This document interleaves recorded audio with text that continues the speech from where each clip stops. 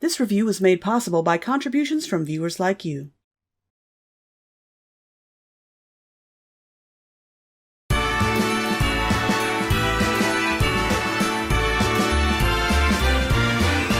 It's the most wonderful time of the year, with the studio's cash grabbing and copyright flagging for reasons unclear. It's the most wonderful time of the year. They're the dumbest movies they sell. All the holiday tripe that makes me wanna gripe. Seriously, what the hell? They're the dumbest movies they sell. Oh, why me? There'll be movies for riffing, comics for nitpicking. Of course, it must be a Bob show. There'll be bad animation, dogs talking, damnation, and plots that you cannot follow. What the hell's going on? It's the most wonderful time of the year. I might be misbehaving, but I've got my raven under mistletoe. It's the most wonderful time of the year. Previously on Bob Show. Welcome back to Bob Shoween. How many times do I have to tell you? It's this kind of behavior that gives bats a bad name! Have some granola, low fat, high protein, and no squirming. A square pumpkin. You're not gonna let that orange brick grow here with the rest of us, are you? Look at him! He's not like us. He's a freak of nature. A mistake. But it's not my fault I'm square.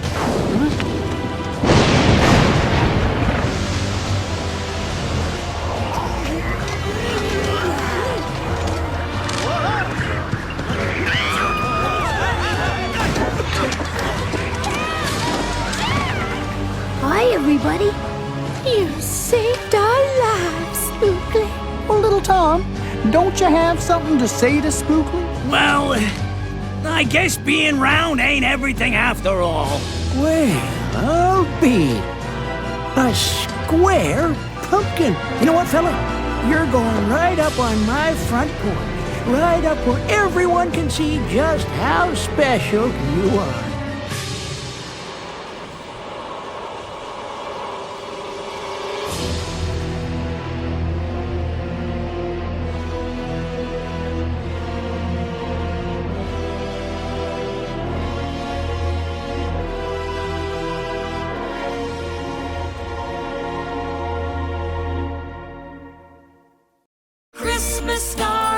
Christmas star, shine your light down from afar. Christmas star, leads you back home from wherever you are. Hey guys. So, yeah. We're back to looking at Spookley the Square Pumpkin. Can somebody tell me what kind of a world we live in where Spookley the Square Pumpkin gets a Christmas sequel? This town needs an enema! I mean, just giving it a sequel is bizarre enough, but a Christmas sequel to boot? Spookley and the Christmas Kittens? It sounds like it should be some kind of a weird parody of The Nightmare Before Christmas, but doing that would take, some degree of cleverness. There once was a little lost kitten. No, that's a Grinch kitten. No, that's an alien. Why did they make it red, green, and white? Because apparently it's a Christmas kitten. That's stupid. Why is the very first thing in the movie stupid? Give it a chance. You're the movie reviewer. I'm just the weirded out helper. Seriously though, if they must have a cat that just happens to be covered in Christmas colors, they couldn't make those Christmas colors splotchy like a calico. They had to give him red mittens trimmed with white, and a great big heart on his chest. This cat doesn't happen in nature. Someone designed this thing from the ground up. Who made you, cat? We know who made him. His alien overlords. He had given up hope of ever having a home. He'd stopped wishing on stars that he wouldn't be alone. But it was Christmas time, and even he still believed something wonderful could happen. Interesting, considering how he has minimal contact with humans, and it's doubtful he'd even know what Christmas is or how magical it may or may not be. But something wonderful does happen, as the kitty is found by none other than Santa Claus himself. Instead of doing the sensible thing and giving him to the nearest child who's been dreaming of a furry little friend to call their own, he takes him back to the North Pole under the pretense that he's going to find a new home for him, and then an entire year passes before he decides to follow up on that. I have something for you. It's your very own collar. Look, it has your name on it. Mistletoe. Ho, ho, ho. Wow, took you an entire year to do that. Santa Claus is not a cat person. Also, this Santa is just creepy. His suit looks like it's lined with kitchen sponges, he's missing his upper lip.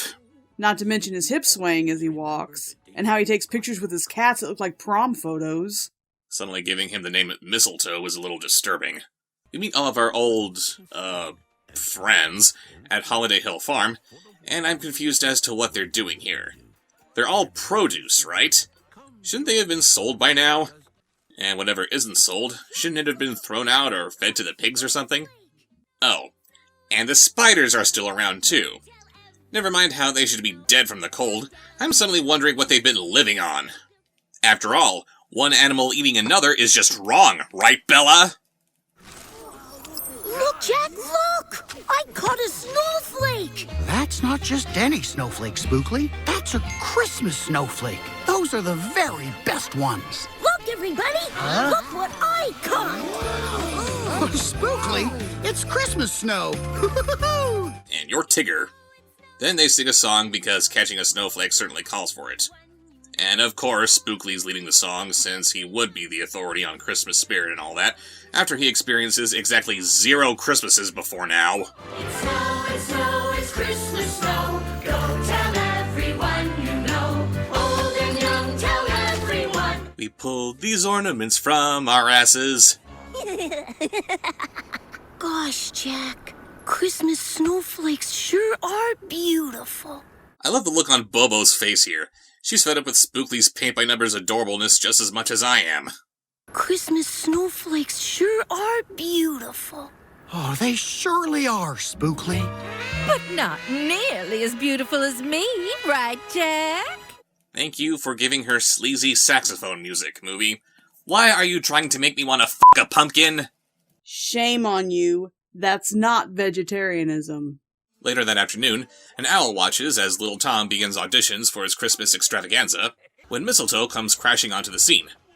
With no explanation of what happened between now and the last time we saw him, you might think that Santa just rejected this little critter, but trust me, the actual reason he's here is going to be so much more satisfying.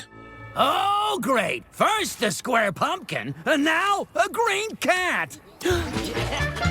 Well, hello there, little fella. What's your name? Nobody asked you, kid. My name is... Kitten Shady? It turns out that he has amnesia, which might mean something and be a little mysterious if we didn't just see him being adopted, or at least fostered, by Santa Claus. Also, I'm reminded of how cats are apparently afraid of cucumbers. Shouldn't Mistletoe be terrified of a bunch of squashes talking to him? Your name is Mistletoe.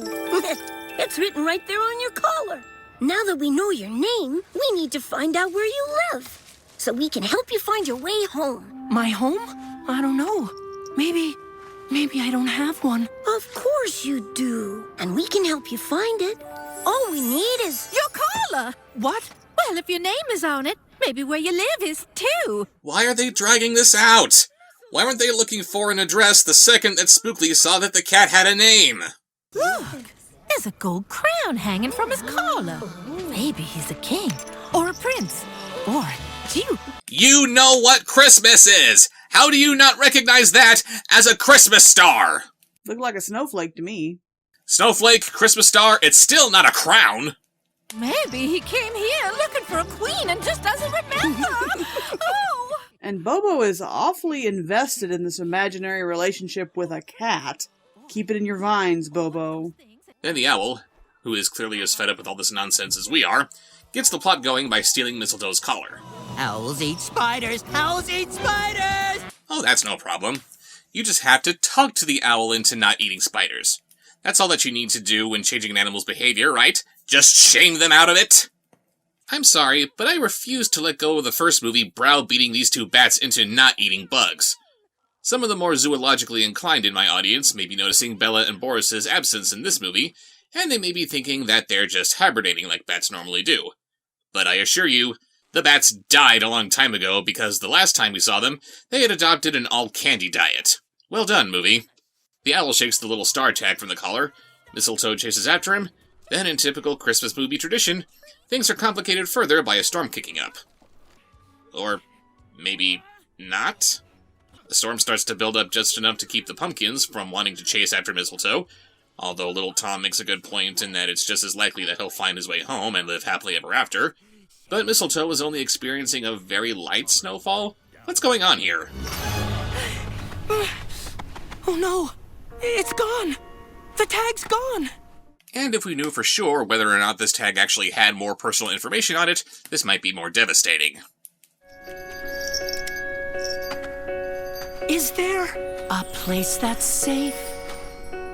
A place that's warm? Oh my god, he sounds like the littlest light on the Christmas tree. That I will shine. Just give me half a chance to prove that all it takes to see the light is something you believe is right. As he sings about looking for a home, he just happens to come across this crappy little hut made of sticks. It's a trap! That's no trap, that's Eeyore's house. Meanwhile, back on the farm, Spookley tries to rally his friends to help him look for Mistletoe. We should go look for him. It's the right thing to do, Bobo. All right, Spookley. I'll be more than happy to go with you if... If what? If Little Tom and Big Tom go too. What? Okay, Spookley. We'll go with you and Bobo. If what? If they go. Hey, what are you looking at us for? We're spiders. Spiders never do the right thing. What, because you're spiders and you eat bugs, that means that you never do the right thing? You're talking to a bunch of produce!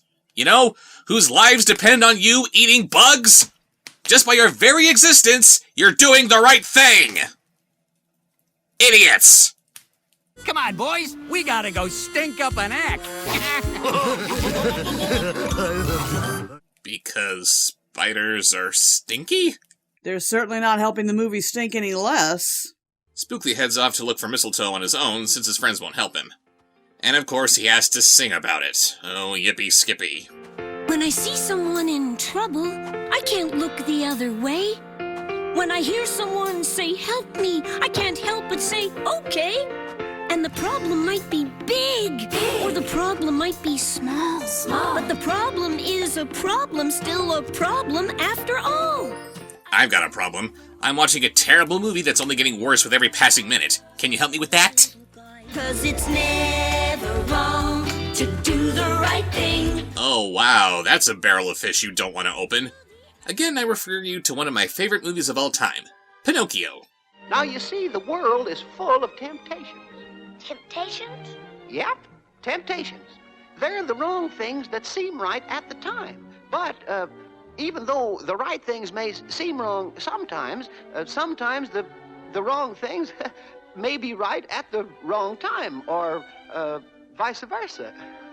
This little speech sums up the problems that Pinocchio is going to face in his journey to become a real boy because right and wrong are very complicated concepts. Speaking as a cat person, I might adopt Mistletoe and try to give him the best home that I could. But how do I know that I'm not kidnapping him from some poor kid who's crying his eyes out from losing his friend? And if I'm strong and do the right thing, Then my friends might see where they should be and follow me tonight. So it's not so much about doing the right thing as it is you wanting your friends to do what you're doing. And how are they supposed to see what you're doing exactly? We gotta go, sweetie. Can't miss rehearsal. Okay, song's over. Bye now. Yeah, how do you like that? It looks like these honeydews are gonna help Spookley, but nope. Good luck, Pointy. It's never wrong to do what's right!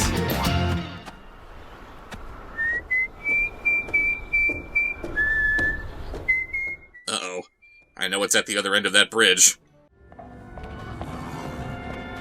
Back at the barn, Little Tom proceeds with his Christmas show. Where'd you get all that stuff? Jack found it in a box in the back of the barn. Oh, doesn't the farmer need it? Nah, we killed him last Halloween, don't you remember? The spiders audition with a little juggling act, wherein the 9 peas that they're juggling somehow turn into hundreds. Oh my god, what manner of mad sorcery is this? Peas shouldn't do that! Speaking of things that shouldn't happen, check out this bullshit. I sure wish I could go a little faster. Whoa! Hey, I've got an idea. Don't worry, Mistletoe. I'm on my way.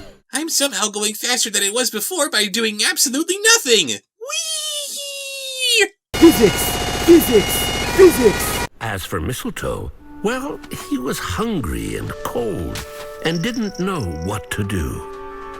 He looked up at the stars for a moment or two. No, he didn't. He looked up at the clouds. And whispered a wish he thought would never come true.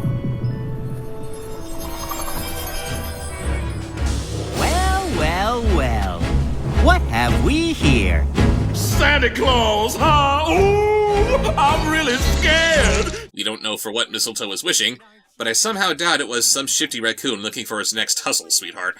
My name's Leon. Leon Raccoon. Pleased to meet you. So pleased to meet you. I'm so happy. Oh, sorry. I tend to be a bit, what's the word? Jolly! Or so my friends tell me. What do your friends tell you? I don't have friends. Really? No friends? How sad. Everyone needs a friend. I don't need anything. It sure looks like you need something. Don't say that while fiddling with his tail, you pervert. Lucky for you, I have just what you need right here. You do? Let me see. Not so fast, my funny-looking feline friend. How can I be sure you're worthy of such a gift? Have you been naughty or nice? I don't know. I can't remember. Well, then forget it. Wait! I may not look it, but I'm really a king. You? Or a prince, or a duke, or one of those things. Stop singing! Well, it's no wonder you don't have any friends. And I don't really live here. I come from afar. I come from... Well? I come from that star. Oh no. You had better not be the second coming. For whatever reason, his heart or his shoes, Mistletoe starts singing a song about his Christmassy background, which doesn't make a damn bit of sense because, lest we forget, he forgot his Christmassy background. It'd be one thing if he took a peek in Leon's bag, and seeing all the Christmas presents inside is what triggers these images suddenly flashing in his head, but this is just coming from out of nowhere. Again, what was the point of making him an amnesiac if we already know where he came from, and somehow he knows where he came from too? After that bullcrap, Leon swindles Mistletoe out of his collar, making me wonder what the point was in asking if he was worthy of what's inside the bag instead of just trading for it, and he flies away.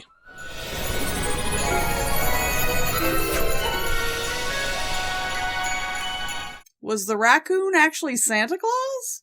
Of course he was. He can look like anything he wants to. He does come from another dimension, you know. Shut up. Stop trying to ruin Christmas. And what's in this sack that Mistletoe's been so desperate to get his paws on? A couple of Care Bear cousin rejects made up to look like kittens. Mistletoe's green, red, and white. These cats are yellow, pink, and blue. Have these animators never seen a cat before? Leon, come out here right now! You tricked me! Go away! Scat! Scram! Shoo!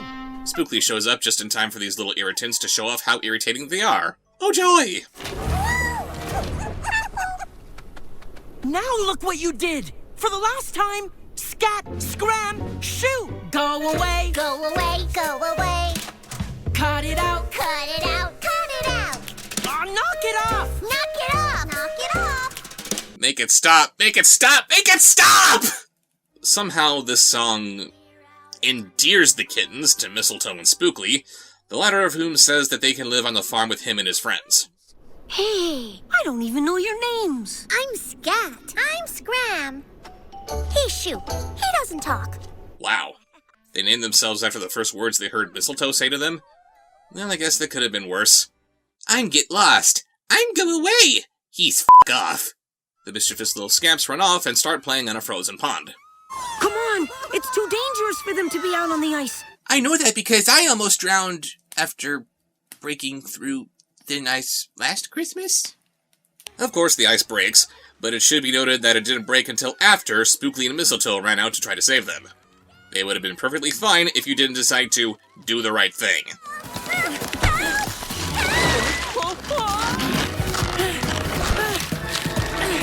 He's too heavy. And I have no means of pulling him back like this. How am I helping him? They pull Mistletoe out of the water. Then we cut back to little Tom, as he auditions Jack putting on a ventriloquist act. Hello, everybody. My name is Little Jack. And while this animation has been nothing phenomenal, these animators had to go that extra mile and make Jack's lips move. They put this much more effort into telling us that this character did not. Also, a scarecrow who's also a ventriloquist. What's next? Jervis Tetch as the Mad Joker? I am now gonna drink a glass of water and sing a great Christmas song. Jingle bells, jingle bells. Okay, that was actually pretty funny. I'm sure glad we're inside. The snow is really piling up high out there. Big Tom was right. It was a frightful night. No, it wasn't. It was a frightful late afternoon. I'm scared. I'm cold. We have to take them back to the farm while they'll be safe and warm. But look at all the snow. How are we gonna get there? How, Spookley? Easy. You kill Spookley, scoop him out, and then have Mistletoe pull him as the kittens ride inside him. We'll all stick together, like good friends do. And no matter what happens, we'll make sure no one wanders off and gets lost. We're gonna stick together. That's how. Like glue. We're gonna be stick-together glue friends. Right, Spookley? You bet. And those are the best kind of friends. We're stick-together glue friends. Do they have to sing about it? Sadly, yes. But if they have to sing about being friends and crap, the least they can do is actually go somewhere while they're doing it. Stop wasting our time, movie! Together till the end, friends. Wherever you go, I'll be there, you know. 'Cause we stick together, glue friends. Like honey and bees. Like the leaves on trees. Leaves die. Do you not see the countless trees around you which are completely leafless? Like a pea pod and all of its peas. Like yes and like no. Like yes and no? Yes and no aren't friends! They're polar opposites! But we're still friends. We stick together, glue friends. Stick together, glue friends. Together till the end, friends. Together till the end, friends. Like owls and coo. like cows and moo. Like pigeons and coo. What was this song written by a CNC? Get on with it! Thank you. Sadly, the movie hates me and doesn't kill them off.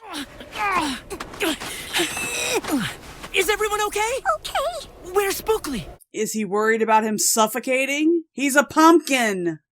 Oh good, back to the really unappealing characters. And now, I am gonna make something magically appear. A plot? Starlight, star bright, grant the wish I wish tonight.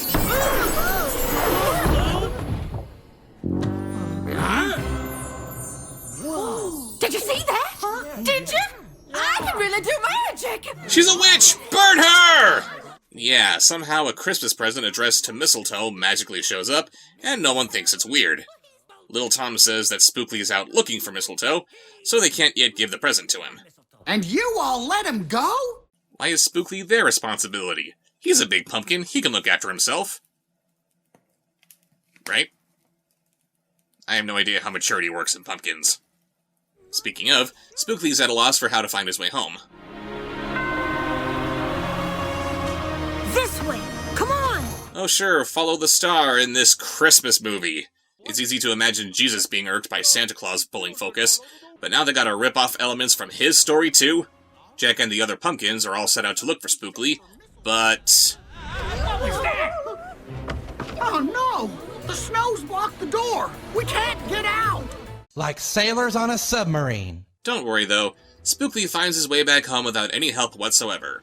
Clearly the moral is that when something goes wrong, just relax and do nothing because the problem will eventually take care of itself. But just as soon as they reach the farmhouse, Mistletoe collapses in exhaustion. Mistletoe! Don't worry, Mistletoe. We'll never leave you. Everything's gonna be okay. I promise. A place that's safe. A place that's warm. A place where we belong. A place we're loved. A place they'll care. This is the place we all call home. I love you so much, Mistletoe. So, what was the point in having Shoo not talk if he always could? I didn't have anything I wanted to say. Since they can't get through the door, Shoo climbs up to the roof. Is he now able to do that through the power of talking? My voice gives me super strength! Yeah, shit, it works! Mistletoe and the other kittens chase after him, but Spookley's stuck behind. Oh no! I can't move! I forgot I'm a pumpkin! Spookley's in trouble! He needs our help! But what can we do, Jack? The door won't open! Listen up, everybody! When I say action, we all charge at the door, throw ourselves against it, then race over to the porch and save Spookley! Good idea! Let's see how it plays out! Action!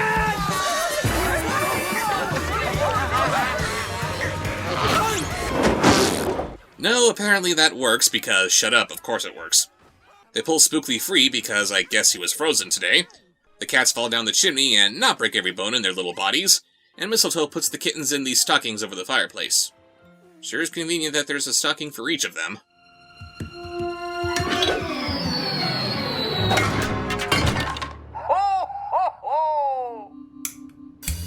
Did you hear that, buddy? Whoa! Okay, so not only are there other people living in this farmhouse, when the first movie showed only the farmer and no one else, but one of them is a little girl who hasn't slept in weeks. Go back to bed, girl. You need it. Hey, look, there's that box with Mistletoe's name on it. Jack, you went inside the farmer's house? Not me. I hid that box in the old woodshed next to the chimney. Well, if you didn't move it, Jack, who did? And why did it magically appear in the barn instead of in the farmhouse where it belongs? Mistletoe spots the gift that Santa left him, which happens to be a letter packed in with a photo they took earlier. My dear Mistletoe, this gift is for you because you truly believe it is better to give than it is to receive. Which was demonstrated by all the times that he didn't give anything to anybody. Huh? I remember this picture. I know who took it. His name is Santa Claus. I know who I am, and I know how I got here. Now Mistletoe remembered. Now Mistletoe knew. He knew what had happened, and now I'll tell it to you. Santa promised he'd find Mistletoe a home of his own, a special place with a family so he'd never be alone. But before Santa could take Mistletoe to the home he had found, he snuck onto the sleigh without making a sound. Ho, ho, ho! We've got to go. And suddenly, the sleigh was high off the ground. Christmas is starting all over the world. Sunset for some is sunrise for others. Some children are waking up. Some are still under the covers. Mistletoe held on till he couldn't, and then he let go. Mistletoe landed on the rooftop, covered with snow. He rolled and rolled across the farm and crashed into the barn. You'll have to forgive me for showing you that entire series of events instead of just breaking it down for you, but you really did need to see all of it in order for me to unpack all of the stupid contained within. 1. Why did it take Santa a year to find a home for Mistletoe? I very much doubt this little farm in the American Midwest would be the last stop on Santa's annual run. Surely there must be someone among the millions of boys and girls that Santa has yet to visit who's dreaming of having a kitty of their very own. 2. Why did he name Mistletoe if the idea was to find another home for him? You're not supposed to name it. Once you name it, you start getting attached to it. 3. Upon finding Mistletoe's new home, why didn't he take care of that immediately before going on his Christmas Eve flight? Why wasn't Mistletoe intentionally taken as one of Santa's gifts? Why wasn't he safely tucked away in a pet carrier or something until Santa was ready to drop him off? Why did Santa even leave if, as far as we know, Mistletoe isn't with him? 4. Why didn't Mistletoe just let go as soon as the sleigh started to lift off the ground? How did he hang on for God knows how many hours? How did Santa not notice him during all the times he had to have touched down when making his deliveries? 5. I'm sorry, but anything falling from that height at that speed is dead. You're a dead kitty, Mistletoe. 6. Isn't Santa supposed to be omniscient? Why didn't he see that his cat wasn't where he was supposed to be at any point during the stupid movie? Anyway, the kids come downstairs and instantly fall in love with Mistletoe and the kittens, and Mistletoe gets another present. Oh, that Leon. Oh, that Leon, swindling me out of my only possession just so he could return it to me in a roundabout fashion that doesn't make any sense. And how did Leon return Mistletoe's collar to him? It turns out that Leon was Santa the whole time, surprise surprise, and he was also the owl. Yeah, remember the owl that kicked off this whole stupid adventure in the first place? I need to back up so I can outline this series of events step by step.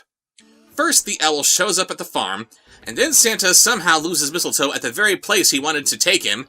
Then the owl steals the collar and leads him away from the farm, and then he introduces Mistletoe to the kittens that he was also trying to take to the farm. Why did any of this have to happen? Here's all that needed to go down. Once upon a time, Santa Claus found a weird-looking cat who didn't have a home. He noticed that the farm on which he found him didn't have a cat, so Santa thought, sure, why not? And just plopped him down the chimney so the kids could find him and give him a good home. Then the following year, he had some spare kittens who needed a home as well, so he dropped them off at the same farm because he knew that they would have a good home there, just like Mistletoe before them. The end! That's all that you needed to do, you idiots!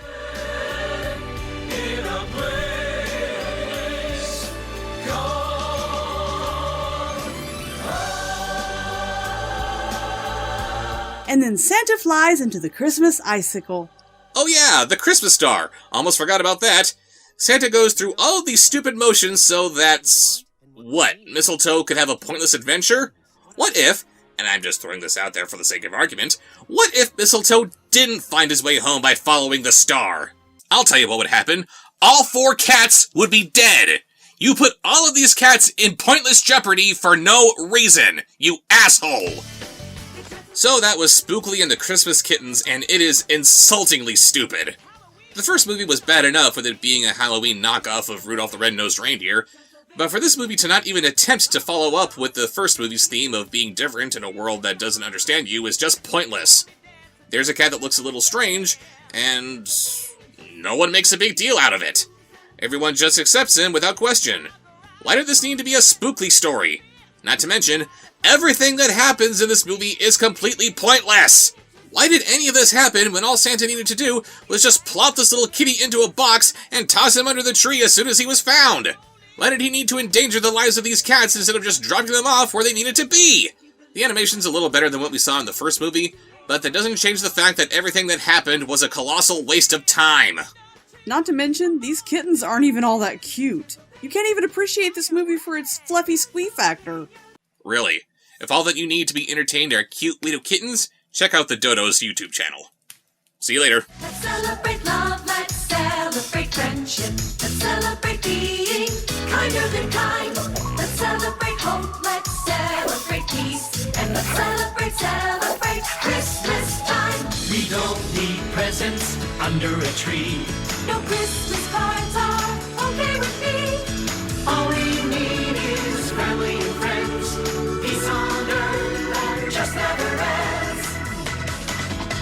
Let's celebrate joy, let's celebrate wonder. Let's celebrate all the love we can find.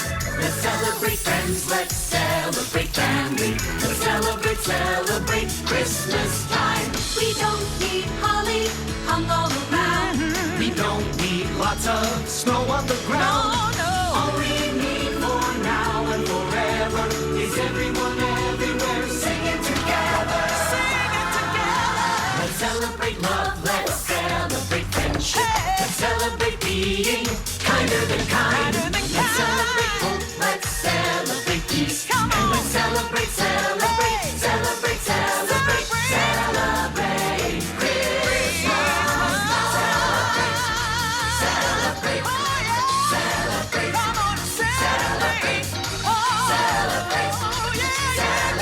Let's celebrate Christmas night. Let's celebrate. Not to mention, these kittens aren't even all that cute. You can't even appreciate this movie for its fluffy squee factor. Precisely. And when you're saying it's not all that cute, that means something. It shall be forever heretofore known as the fluffy squee factor. Fluffy squee factor, yes, there we go. Hey guys, and welcome back to the question of the review. This coming to us from the Christmas Chronicles. And what was the question from that review, my lady? The question of that review was, what gift would Santa Claus have to give you to prove to you that he was real? And we got quite a few answers of stuff that you could just go and buy. Which is nice. I guess it's good to know that a lot of you guys out there are easily impressed. Wow, only a Santa could get me this.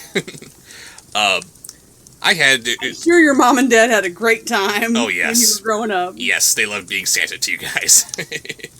My answer to this question was, Russell Claus boasts that his elves make thousands of cars every year. If Santa brought me a 1966 Batmobile, it'd be pretty difficult for me to think that my parents gave it to me. Very good answer. Before I read my answer, my kids, who are in early 20s and just turned 17, will tell you to this day, especially if they're standing in front of me, that Santa is real. Because I had a rule when they were growing up. Those who didn't believe in Santa Claus didn't get presents from him. Sounds fair. So my kids got presents from Santa this year. And why not? It was everything in the stocking came from Santa this year. Absolutely. Because he did come, didn't he? Like he always does. Of course. Absolutely. Why wouldn't he? I even sang a song for him. Okay, anyway, my answer. Actually, before we go on to your answer, I have a follow-up question which kind of ties in with mine. Tron McKnight says that his gift would be a 1966 Ford GT40 Le Mans Ken Miles car automatic. I didn't know what that car was. I had to look it up real quick before doing this video, and yeah, that looks like a Santa-only gift. Like the Batmobile, kind of hard to pin this one on the parents. My answer... Proceed. In order to prove to me that he was real, Santa would bring me an assortment of Bob Showed plushies. We're talking Hug-A-Show, Minion Show, Fizzgig Show, Monchichi Show, Yeti Show, and Popple Show, just to name a few. So, you know, little versions of me, but hideous. They're not hideous, they're adorable. If you haven't seen, I think it was the original Hug-A-Bunch, the comic books. The movie, actually. It was the movie that you did the title card for. Yes. He took an actual Hug-A-Doll picture and put his facial features on it, and I love it! Or you didn't put your facial features on it exactly. No, you didn't. That was one of the ones that just made it your eye color and your hair with... What I did was I took a Hugga, and I did put my features on it. Except I twisted and distorted them so that they would fit the proportions of the Hugga. It's not my face just slapped arbitrarily onto the Hugga's head, kind of like what we saw in The Hero of Color City. Like how I put my face on a crayon for that one. Crayon, that was so cool. Thank you. But what I did was I shrunk down my eyes and made them the appropriate beady size. I took my smile and stretched it and curled it up so it fit what the smile was on the Hugga itself. And it was just hideous. I thought it was adorable. I was an abomination. Hugging! I want one. I want all of the plushie shows. Although, I do have to say, I think I look good as a popple. I turned out pretty decent on my thumbnail for that one. Got some fan art of me in that. Troll show. That works. Don't forget Troll show. Trolley, yeah. We forgot to mention that one, didn't we? Did. Yes. Me as Branch the Troll.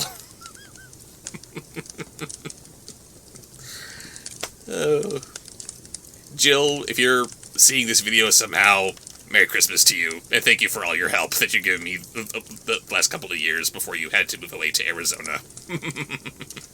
Little shout out. You gotta find another occasion to wear that jacket. Oh, I gotta find something, yes. But yeah, a little shout out to my seamstress who helped me with that, and my Oppo suits, and so many other fun little projects. Didn't she make Wolfabob's jacket or Dog Show's jacket? She made Dog Show's jacket. My sister made Wolfabob, and I said, can you do the same thing, but on this bigger dog puppet? A fun project for me to do, yes! So many times she was stuck doing curtains and pants and prom dresses, and they're okay, but they're not really fun. So here comes some weird internet personality saying, hey, dress up my dog. He also brought me to her the first time that I went to visit, and she altered the goddess gown that I wore to the MST3K premiere. And the effect was glamorous. Fit like a glove. Mm-hmm. And she oohed and awed over how statuesque I was, how I looked like a Greek goddess and all this stuff, and she made me feel so good. You see, so it's not just me. She was being nice. Oh, stop it. Oh, I am a goddess. Who are we getting? Exactly. Okay. Although, sorry, before we continue, I have to say, doesn't my lady look stunning in her bow? Only when I am very bubbled, and for you, my love, would I do this. Thank you, and you're welcome. Let's see, Home Cruise had a very interesting answer. What would make him into a believer of Santa Claus? His phone number. Funny thing about that. Just going to my phone here. He actually has a phone number that anybody can dial, which is 262, 3062. And when you call it,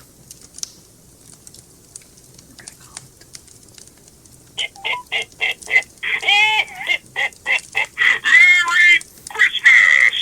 This is Santa Claus, and you have reached my personal hotline. We have been very busy making all of those toys to deliver on Christmas morning, and I want you to know that your family loves you very much, and so do I. So be good, and don't forget to always listen to your parents. When you hear the tone, please leave me your Christmas gift wishes and holiday cheer. And remember, kids, I know who's been naughty and nice. Merry Christmas, and I'll see you soon! this is me leaving a message from internet personality Rob Thomas, aka Bob Show. Just saying Merry Christmas to you, Santa, and this is just me spreading a little bit of Yuletide cheer to my audience here. I just gave them your phone number, and hopefully they'll have some special Christmas wishes to give you themselves. Again, Merry Christmas, Happy Holidays, and what is it that we want to say instead of Happy New Year again? I forget. Hopefully hopeful new year. Hopeful new year. Have a very hopeful new year, Mr. Claus. And we will see you all next year. Bye-bye. That was nice. Well, you gotta be nice. It's Santa Claus. Alright, the next one was Mr. Critical. Mr. Critical says, he'd have to leave me a Ben 10 alien lab. I asked for one almost every year when I was a kid, but never got one. That is a prime example of how you prove to an adult that you are the real Santa Claus, is you bring them something that they always wanted when they were little, and they never got it. And then I don't know what a Ben 10 alien lab is, but I hope Santa brings it to you. And then you just open it one day when you're older and you've lost all hope. I believe! It's the Oscar Mayer weenie whistle from the Santa Claus. And glisten and twinkle the reindeers. Spelled D-E-A-R-S. Thank you, Grace. Spelled R-E-I-N-D-E-A-R-S. Yes. Of course, she says, I'd ask for one of those bottomless bags that holds all those presents.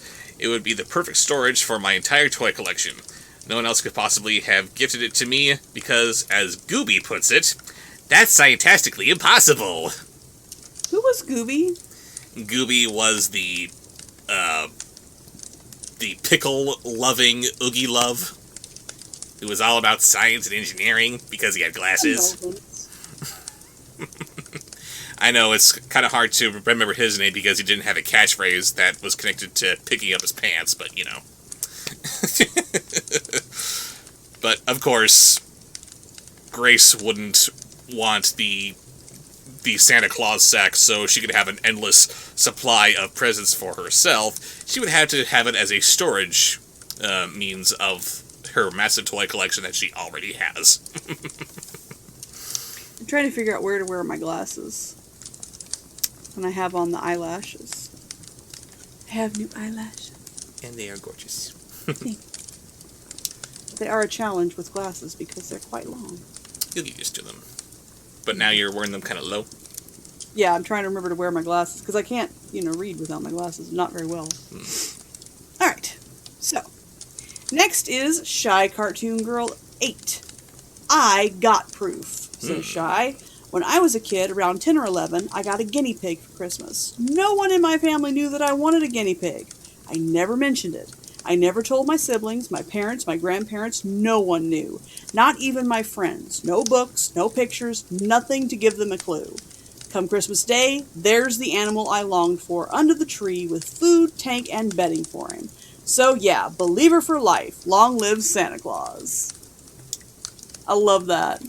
I love it too, and that is a weird present because it's not something that anyone could just give you on a whim. That is a present that takes thought and prep and lots of different things for it. It can't just be the one thing. No, it's got to have a cage. It's got to have bedding. It's got to have food. It's got to have it's got to have everything. And nobody knew at all. No hints dropped. Follow-up question. Why didn't you tell anybody you wanted a guinea pig? Because she wanted that proof. She knew that Santa would somehow pull through, and he did. He did. There you go. That is weird. I got a two-part answer here from Crooked Glasses. First part was toilet paper. Yeah. In these top of everybody's Christmas list in 2020. These troubled times, I'm sure that toilet paper is a very miraculous gift. It's a Christmas miracle. Now you have to tell on yourself. Yes, I do. When the big toilet paper shortage of 2020 hit. Back when it first started, when the whole lockdown craziness was just getting off the ground, everyone was in a panic for toilet paper because a virus that has flu-like symptoms means that your ass is in trouble. I don't know. But no toilet paper anywhere. I checked like 3 stores, nothing, all gone. My the parents called me and asked if I was going to be joining them for dinner on the upcoming Monday evening, like I often do. And I say, yes, I'm free for that night. Let's go ahead and do that. Since you're having me over, could I possibly borrow a roll or two of toilet paper? Because I don't know what's going to happen. And they said yes, they let me have that. And that was it. They let me have it. But I said, no, I will pay back your generosity in kind, and I will give you back the toilet paper. It only seemed like it was gold. It wasn't actual gold. That looked about as gold as your mask right now. It's beautiful! And I'm going to make it not beautiful. But yes, and second part to that question. Papers saying I can upload anything without the problem of someone taking down my videos. Yes. All the yes. If I got a special license from Santa Claus saying, hey, YouTube, let this guy upload all the reviews that he wants. He's not going to infringe on anyone's copyright. Come on. That would, so beautiful. I can do whatever I want with my reviews, and I can monetize them to my heart's content. I don't have to worry about the copyright holder saying, no, that's mine, you don't get anything. But hey, come on. Why do these guys get to do that, but I can't? Because! Yes, that would be a wonderful Christmas present. Right there with your crooked glasses. And finally, from our dear Sethyuna, sounds insane, but I'd ask Santa for a studio for me to work on my art in, while trying many other mediums as well. Ever since I graduated from school a year and a half ago, I have not worked on new stuff due to mental health and job hunting. And my space is too small for me to be inspired. If Santa gave me a studio, I'd have the time of my life. LOL. I feel you right there, girl. Oh man, yes, giving up my studio is so hard. You're speaking to a couple of artists here, Sethyuna, and between the both of us, that has to be like the least insane answer to any question that we've ever got here. Definitely. How often have I made the complaint that I need a better space for my stuff? Space where you could leave your green screen up and... Just turn the camera and then boom, there's my regular set. And a recording studio for you would do wonders. Again, a new one. We're gonna get that. We will make it happen, baby. If you are interested in some really dynamite art, I have commissioned a piece from her, and I can't wait to get that. It's going to be very New Orleans themed. She lives in New Orleans, where I'm from. So it's New Orleans themed. It's beautiful. I've seen her, she's been in touch with me along the way, the different steps. And if you want some really beautiful art to hang in your house, your studio, where your job, at your job, if you have an office. Anywhere, really. Yeah, it's get in touch with her. We're going to put the link to her art page right down there in the info. Right down there, yeah. Sethyuna. She's very talented and could definitely use some business. And I know for a fact that one of the things that can be very inspiring is people ordering your art, commissioning your art. Mm-hmm. That might help jumpstart that inspiration. Absolutely. And this concludes this session of the question of the review. Thank you all for your wonderful answers. And seeing as how this is a holiday-themed answer video, I'd like to wish you all a happy holidays, and we will see you guys later. And be sure to answer the questions in this review, the question of the review in this review, for the final holiday question of the review / review. Which is going to be a few days late, but what are you going to do? It happens. Bad year. Off with you. Away with you, 2020. 2021, January 2021 is all about getting caught up, but we'll hear more about that later. Yes, we will. We'll see you guys later. Bye.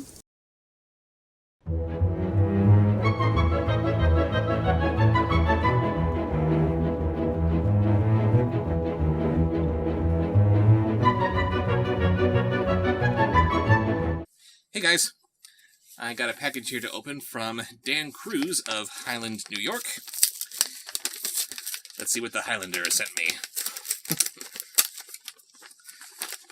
Oh, we got quite a long letter here, it looks like.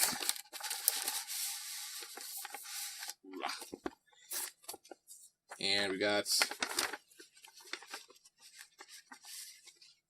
something here I'll have to examine in a moment after reading this. Let's see what we got. I think I see artwork. Yes. Happy holidays, Bob Show. Bob Show family, rather. When I'm not watching reviews or playing video games, I make my own comic books. Maybe I'll send you one of my comics to review someday when I get a copy machine. I'll send you some handmade Christmas ornaments. I sent you some homemade Christmas ornaments to put on your tree. I hope you, Raven, and the box like them. I have no movies or games for you this time, but maybe next time. Love, Dan Cruz. And we've got some fan arts to look at here. First we have Super Bob and Wonder Raven. Oh, I love it! And the Bob Shows. Da, da, da, da, da, da, da, da, da, da. Yeah, Raven. Okay, I've never thought of myself as Marge, but alright. Oh, God. Baby, I'm sorry, but I have to. Hello? All my naughty boys and girls? You're fired. I'm fired. I'm breaking up with you. I deserve that. I'm sorry. And Beast Boy Show and Raven. Yeah, I've never gotten that comparison before. Oh, no, surely no. By the way, Beast Boy, kind of hot. Well then. That's very appropriate. And here we are as Disney's Planes. Where I'm wearing my jacket somehow. And I've got the box on my side. And I'm all in black. Yes, just with black. my beak. Oh, that is so cool. Yeah, let's think about that. I've got my red jacket on. Where's your teal dress? It's not there. I don't think so. I'm flying around up there naked, but you can tell that my beak is the front. You're Starkers. And instead of a propeller on the front like you have, you put mine on the back like a tail feather. That's really neat. That is clever. I didn't notice that. Oops, my lights are falling all over the place. Yeah, let's see what fun little Christmas ornaments we got. Oh, God. First thing that popped out to me was Periwinkle. Oh, watch your magic show. I'm sorry that Steve doesn't love you. Of course, next year I'm going to have to get a proper tree to actually hang all this stuff on. I don't think you're going to have room for a proper tree unless you've already relocated. Yes, yes. And we've got Lily, who's hiding behind her hair because she's sad. That's cute. I love you, Lily. And the box. Dun dun dun. Now that is cool. I am going to have friends over for a Christmas party one day, and I'm going to have so much fun explaining all these ornaments to them. You need to find a place to put that in your regular set. Yeah? Yeah, you don't get much box fan art. I suppose that's true. And we have... Come on, turn around, you. My name is Optimus Prime. eBay. eBay. Stop lubricating the man. Oh, God. Oh. And we've got me with my nice full head of hair. That's quite a do, baby. It is. Got the Gollum thing going on. And... Oops. We have... It's Ichabod. He doesn't have his nubs. How does he do the little nubbly nubbins dance?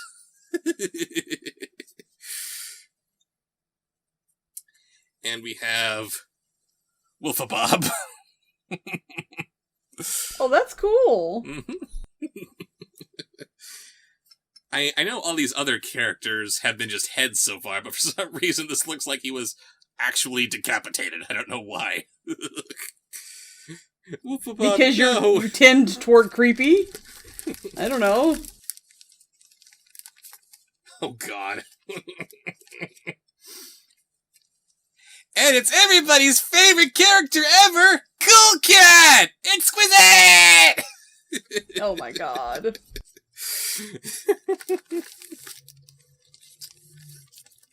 And whoops, got the hook cut on this one here.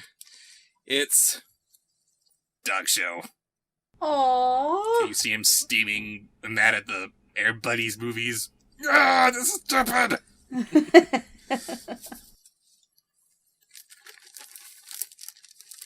And last, but far from least, my lady. Aw, thank you. Gonna have to not hang this on my tree, but put it on top of an angel topper or something. Oh my goodness. That was very sweet. Very cute stuff. Thank you. Yes, thank you so much. But you think I should find a way to incorporate these into my regular set? Not At just least Christmas? the box. Because you At don't least have a whole lot of box stuff, and that was a pretty cool box. It was. A little box. Just a little box. You can hanging still in the take it out of your regular set and put it on your Christmas tree when you have your own place and your own tree and everything. This is true. This is true. I gotta get out of here. I can't stand living in just someone else's house anymore. Need room to spread out. Yes, I do. But thank you very much for that, Dan. To me. I have another letter here from Dan Cruz, who sent me all those lovely Christmas ornaments and fan art. Let's see what he's got here. Oh, looks like we got more art to show off here. And he actually closed the envelope on the art itself, not even on the envelope. Really hard to get in there, apparently. Ah, there we are. Let's see.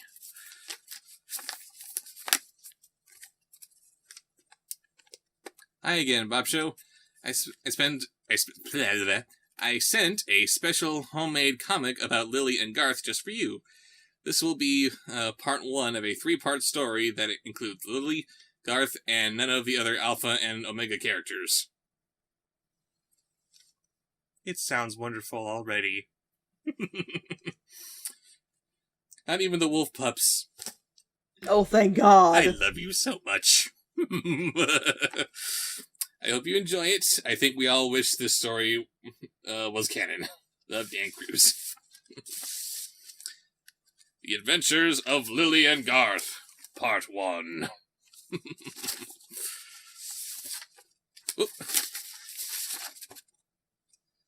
Hey, Lily. I'm back from another extended hunting trip. Hello, honey. What do you want to do? Let's go see the world. I'm tired of these hunting trips. Oh, I don't know. There's no telling what horrible things we'll find out there. It's all right, Lily. Oh, she looks scared in this panel. We'll be okay, as long as we're together.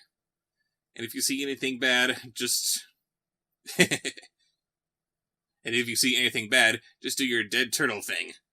Like this? Bleh. Exactly like that.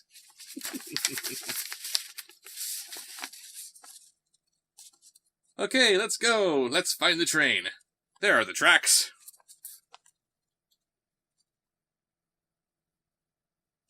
Here comes the train. We need to jump at the right time.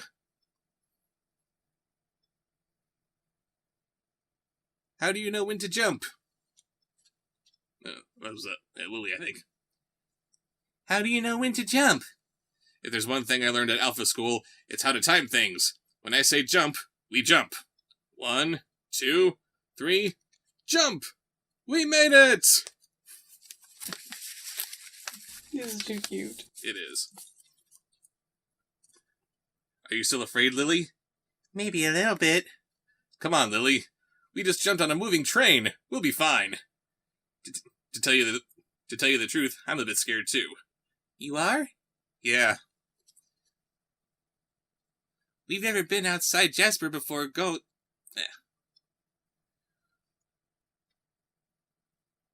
We've never been outside Jasper before, so going somewhere now could be a little scary. But like I said before... Scott's talking. Whoops. We've never been outside Jasper before, so going somewhere can be a little scary. But, like I said before, we'll be okay as long as we're together. I love you, Lily. I love you too. To be continued. Yay! Oh, God. And also included with this little comic is a picture of two of the cutest things to ever hit the internet. Lucas the Spider and Sabrina the Skunk. Oh my gosh, that's awesome! And look at her. She just wants to give Lucas a big ol' hug. And there she is over your shoulder. Looking over your shoulder. Not the other way. Sabrina! Oh yes, Sabrina's up there. Hi, Sabrina. Thank you so much for that, Dan. That was really awesome. Anyone else want to send me some fan mail, fan art, movies, comics, anything, whatever, go ahead and send it to the P.O. Box in the corner, and I'll see you guys later.